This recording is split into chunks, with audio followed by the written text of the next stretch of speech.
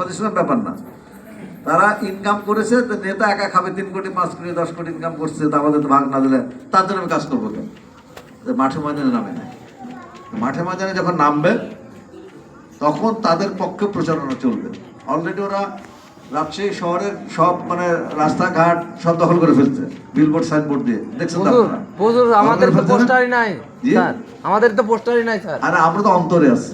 ঠিক আছে স্যার, তারপর অনেকে বলছে স্যার যে তোমাদের পোস্টার নাই কেন। হ্যাঁ ঠিক আছে, সেটা আমরা করবো। আরে শুনেন, আগামীকালকে যে র্যালি আছে মোটরসাইকেল র্যালি, সে দাওয়াত পেয়েছেন আপনারা? ইনশাল্লাহ ইনশাআল্লাহ এটাতে একদম রাজশাহীর ফাটাফাটি অবস্থা হয়ে যাবে, ইনশাল্লাহ। আলোড়নের সৃষ্টি হবে ইনশাআল্লাহ কালকের র্যালিতে ইনশাআল্লাহ।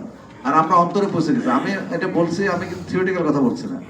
ওরা যতই পোস্টার টাঙাক আর যত বড় বিলবোর্ড দিক, কিন্তু ওরা তো বলছে যে আমরা তো সিদ্ধান্ত, ভোটাররা তো বলছে আমরা সিদ্ধান্ত নিয়ে ফেলছি, আমরা জামাতকে ভোট দেবো। তো ভোটাররা বলছে, স্বতঃস্ফূর্ত ভাবে বলছে, নিজের থেকে বলছে।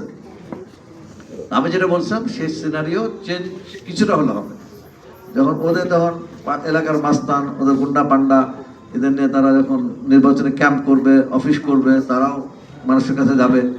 মানুষের কাছে গেলে আবার ভোট করবে যারও সম্ভাবনা আছে। তাদের যারা